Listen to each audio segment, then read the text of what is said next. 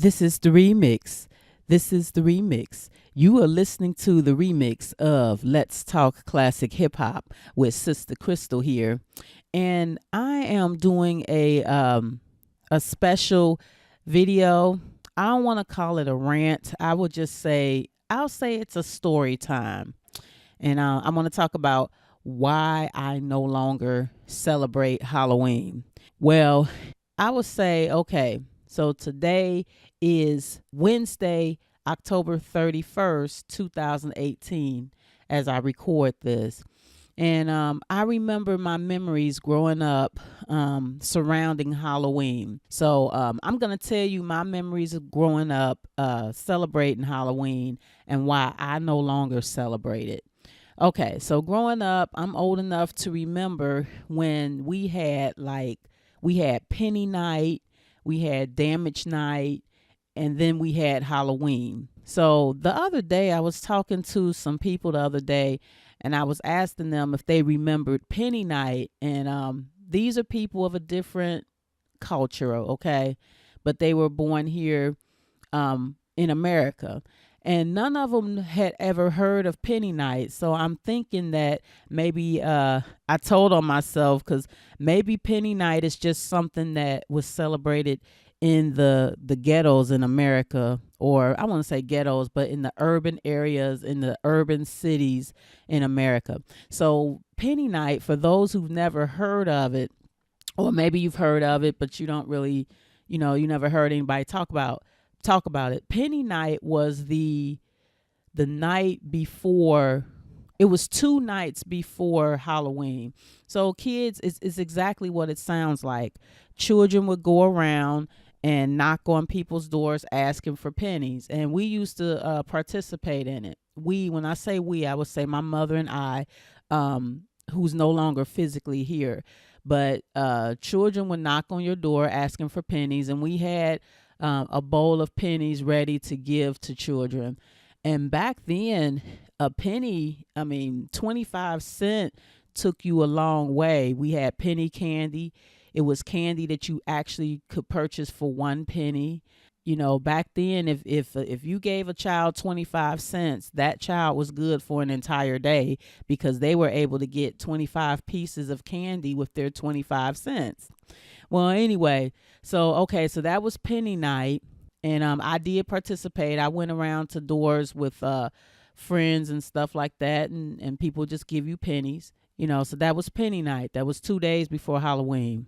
Then you had the day before Halloween, which we called Damage Night. But we really didn't do real damage. You might throw toilet paper on somebody's car or something, just plain toilet paper, just goofy stuff. Now, it didn't start becoming more sinister and more malice filled, if you will, until I was older. I would say in my teens, maybe in my mid-teens. So this was back in the late 1980s, or no, early 1990s. I was in my mid-teens. I'm 43 now, so the years could get a little fuzzy when I talk about ages. So if I say my age now, y'all can do the math. So yeah, so Damage Night, it's just little goofy little pranks and stuff. But I have heard that some people would take it really far and they would throw eggs at people's car. I've never done that. And the friends that I hung out with, we've never egged anyone's car. And what that means for people who may not know is you're throwing eggs at a person's car. What eggs does to your paint job, it takes the paint off of your car. So that's not good, and it's causing real damage. But mind you, this was back in the 1980s, and so many other things was going on. You had Reaganomics, where the then President Ronald Reagan policies had changed America for newly freed descendants of slaves like myself and our families. And everyone too, but especially descendants of slaves. And I guess I'll get into that in another video, and how it affected and strengthened and shaped the hip hop community. So I am going into something else. But that's kind of how I am.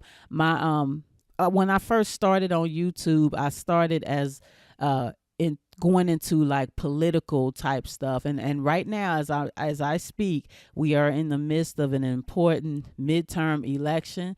So I am digressing a little bit, but please make sure if you are eligible to vote, please make sure you vote in this midterm election. I'm gonna drop little gems, little reminders like that.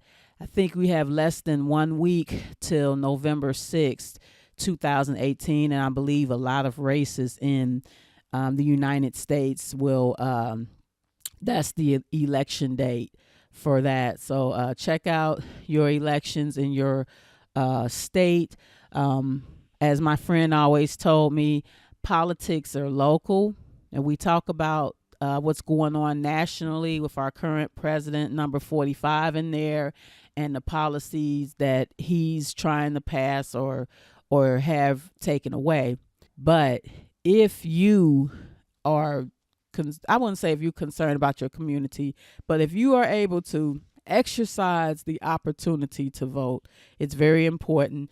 And the scariest thing on this Halloween is waking up November 7th and seeing that a lot of races that could have been won, that things could have been changed, that it didn't happen because of indifference and people not believing that their voice could be heard, or even feeling like, hey, my vote doesn't count.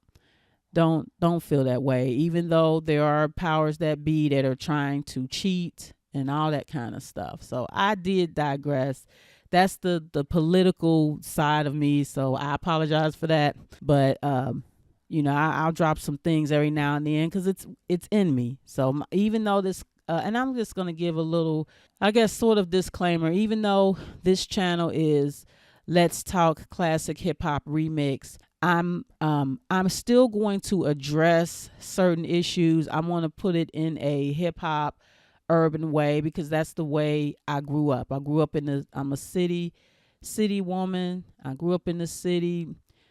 Came of age in the 1980s and the early 1990s, and that was a very interesting time, and that has shaped me as a woman. It has shaped me as a mother. It has shaped me as a friend, and so that's what you're going to get on here. So I appreciate it. I also appreciate those who are continue to subscribe and support this channel, and I'm doing my best to try to put out some more content, but in the meantime, I appreciate you guys' patience and staying with me, so I appreciate that.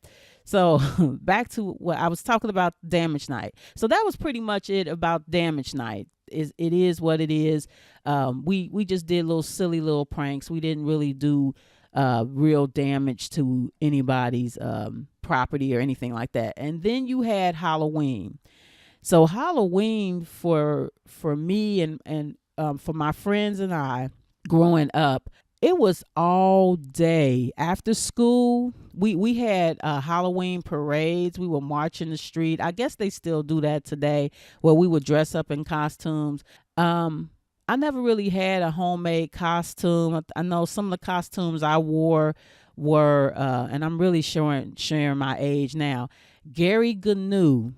I don't know how many of you out there remember Gary Gnu from, I think the show was called The Great Space Coaster. Well, I dressed up in Gary Gnu, and I wanted to dress up in like gender bending type costumes. So I don't know if it was something creatively in me that I really didn't want to fall in the norms of, oh, this is a costume for a little girl versus a costume for a little boy. Now, Gary Gnu was a guy, but I was a girl. I wanted to wear it. I thought he was cute and colorful. He looked like some kind of colorful goat or something. I thought he was cute. So I wanted the Gary Gnu costume. I did have a Wonder Woman costume. I think every girl had a Wonder Woman costume, which was, fine. But my Gary Gnu, I think that was one of my favorite ones. What was another costume I wore? I think I wore a Heathcliff costume. And what was another one? I can't think of all the little costumes. And these were just little plastic costumes that they had in the store that you would wear. They were affordable. Yeah, so we would have Halloween parades at the school, and then after school, when we get out of school, like at 2:15 or something like that. Shortly thereafter, probably around 4 o'clock, all the way up, depending on if Halloween fell on a weekend, me and Ghetto Boys trick or treating. Nah, why did that come in? Why did that song come up in my head? Anyway, that's the Ghetto Boys. That was Bushwick Bill, the spirit of Bushwick Bill's "Mine's Playing Tricks on You" verse just came out anyway. So back then we didn't have any hours of trick or treating. We would trick or treat all day and night. If it fell on the weekend, like a Saturday, we were out there up until 9, 10 o'clock at night, and we didn't have to worry.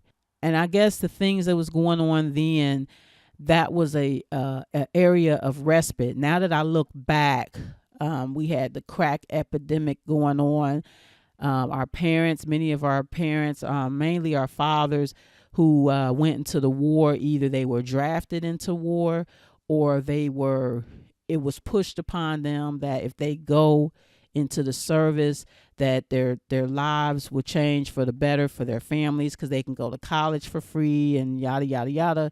But what happened was a lot of them that went away to the war. And when I say the war, it was the Vietnam War. Many people who went away to that war came back badly wounded, addicted to drugs, and had something called Agent Orange that affected their bodies and all of that.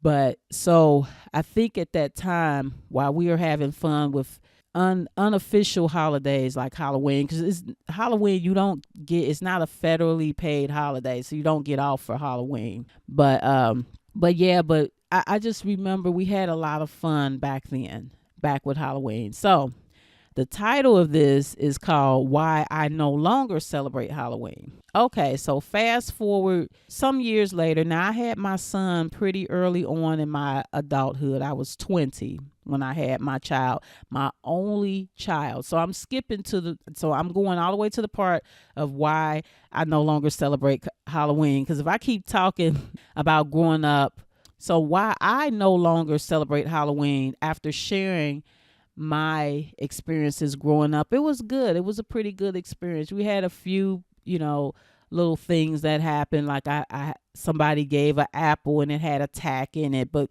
you could look at it and see we didn't take fruit. We wanted just hard candy. And this was, I was saying, the late 1980s. As I got older, I mean, I went out trick or treating with my friends up until I was like 15 years old. And I'm only 5'1", so I guess I was a little shorter back then, so I still looked like a kid. Well, sort of. But we still went out and trick or treated until mid-teens or so, like that. But largely we didn't have any time frame or whatever. So, okay, so fast forward to years later, when my son was 2, his father took him and another one of his children out trick or treating. They were very small children, and his father, I, my son's father, and I hope I'm saying this right. My son's father took our son and another child trick or treating, and he went to an area that he thought was a quote unquote good neighborhood, and got a bunch of candy and everything. So my son came home with his bag of candy, and his other child went home with their bag of candy, other child at the time. And so at the time, my mom would help watch my child so that I could go to work. She would pitch in sometimes. My son's father brought our child over to my mother's house. I was at work, so this was at night. So I worked like a really late second shift. I wouldn't get off work until like midnight or something like that. And then sometimes my mother would allow me to go home so that I can get some rest, and then I would go pick up my child. But at this point in time, I was at work. So let me think. Oh, yeah, I worked early in the morning. I'm mixing it up. Okay. So I know I was at work. And Okay, so my child had his bag of candy. He's 2 at the time. He goes in, he picks out a piece of candy. It was like a piece of bubble gum from what my mother told me. Well, my mother knew she didn't want her grandson chewing bubble gum and getting it all over himself and everything. So she had him give the bubble gum to her, and she chewed it instead. And as soon as she started chewing the bubble gum, she got really sick. So she called 911. Ambulance came and got her. Mind you, she had my son, or her grandchild, my son, with her. So they took her to the hospital. She's got her 2-year-old grandson with her. She's gotten really sick. The paramedics get her. They give her some kind of stuff. I don't know if it was black stuff, she said, but it was something that made her throw up or something. And they got her to the hospital. She was checked out. Come to find out, the bubble gum that was in my son's bag had some kind of poison on it, strychnine or whatever it was called. They examined. I don't know if she had the candy with her, but they told her what she took. Had she not chewed that bubble gum that my son was about to put in his mouth, mind you, 2-year-olds are very fast. And so had she not been watching him and grabbed the bubble gum from him, my son would have died. That candy would have killed my child at 2 years old. He's 23 now. So I didn't find out until later that this had happened. I'm at work during all this time. So I say that to say that there are some real sinister people out here out to get children, out to, Halloween is supposed to be a fun time. At least that's what I thought. A fun time for children to get candy. Of course, they say go through the candy with your kids. And that's what my mother was doing. Okay. So I want to put that out there too. My mother was actually going through the candy because they say that's what you're supposed to do. And my son, being 2 years old, he grabbed a piece of candy that he wanted real quick. And I think that was divine intervention for him to grab that piece of candy. Because from what I heard, he had a large bag of candy. I'm glad that my mom took it from him and saved her grandson's life. But it's a shame that you have to worry about that kind of stuff in this day and age. Now, this was over 20 years ago. But you still have to look out for people in this day and age, too, with that. So after, I come home from work. I mean, not home, but I go to pick up my son, and my mother tells me this story. And she said the nurses were watching my son, and they were very kind and helpful. I also think this was right before they changed over the healthcare system and all that. So she actually had a chance to get some really great customer service and healthcare.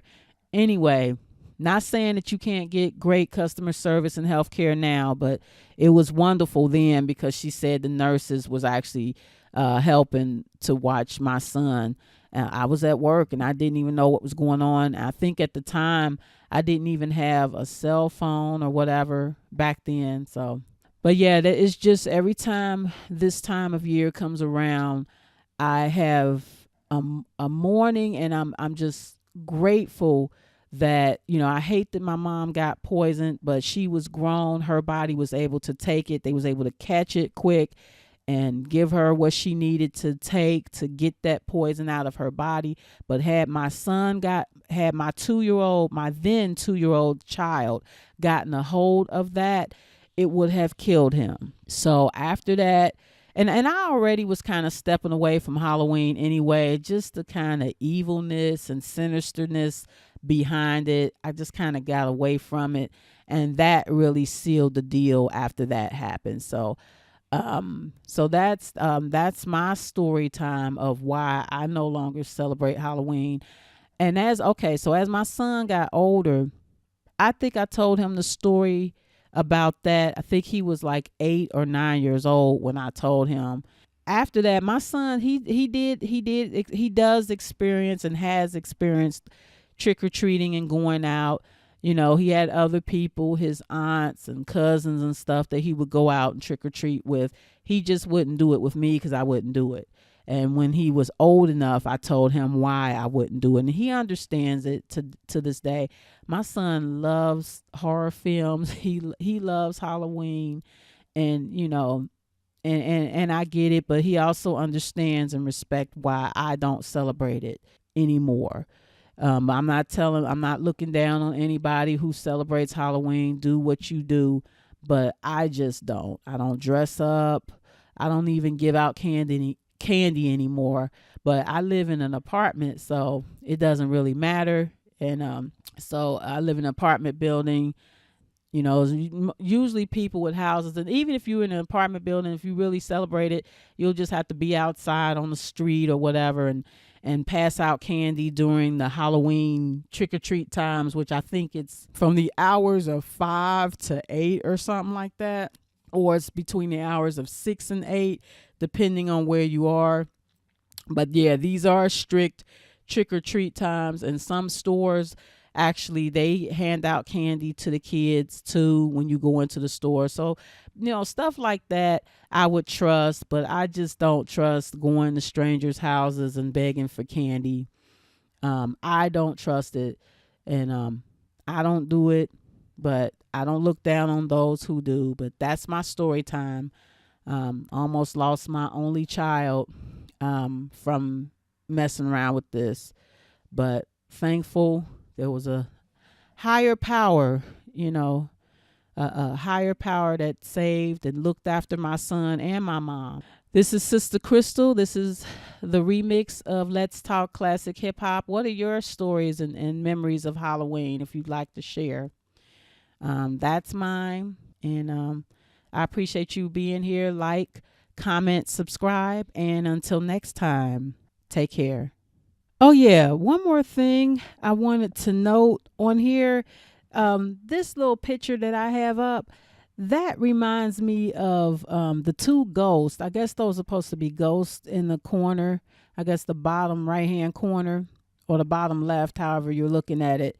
But those ghosts look like sperm inside an egg. And I was thinking like, whoa, the people that's walking around here, that's some of the scariest stuff in Halloween. I don't know. I just thought that was a little funny.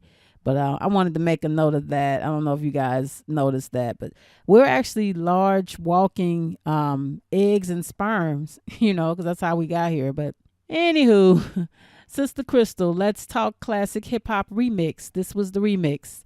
Alrighty then.